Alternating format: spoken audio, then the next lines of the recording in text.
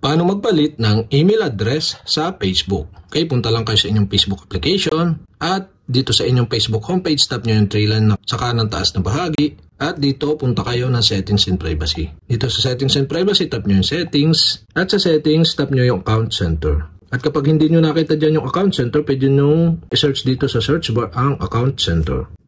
At once na makita nyo na yung Account Center, tap nyo lang.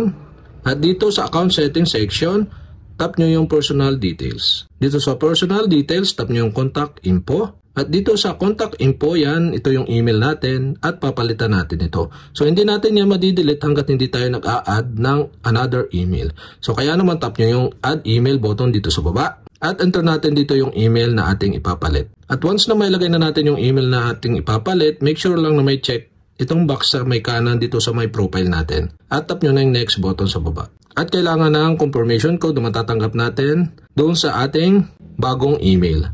So, enter lang natin dito. So, ito yung code. So, enter natin. At once na ma-enter na natin yung code, tap na natin yung Next button sa baba. At yan, successful na nating na-add yung email. So, close natin. At yan, dalawa na yung ating email. Dito naman, didelete na natin yung lumang email para mapalitan ng bago. So, delete na natin yung lumang email address.